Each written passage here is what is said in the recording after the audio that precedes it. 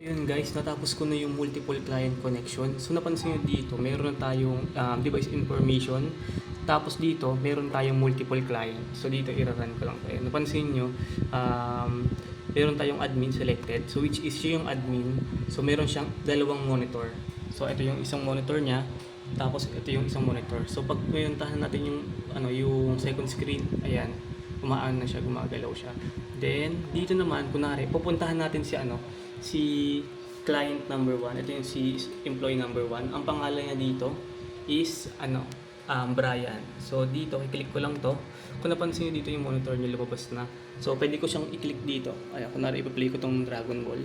Kung napansin mo dito, ayan, gumagalaw na siya. So ngayon dito, patayin ko lang yung monitor.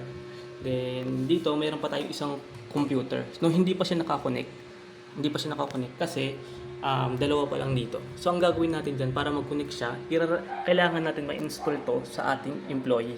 Itong app na to. So ito, iraran ko lang. So ayan, wait natin mag-open. Kung napansin nyo, nag-open na. Ayan. Kung nag-open yan, automatic yan dito, napansin nyo. Ayan, lumabas na yung pangatlong device, which is yung HP. So pag kinilik natin to, ayan, lumalabas na yung device niya. Ayan.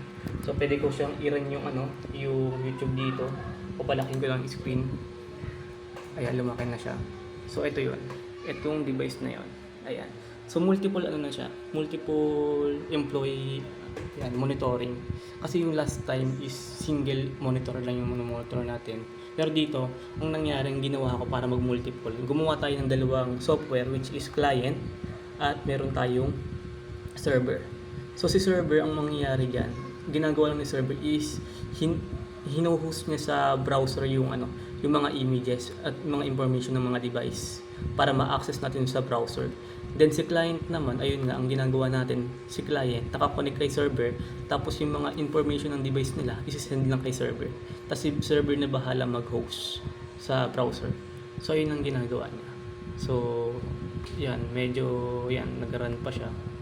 Ayun lang.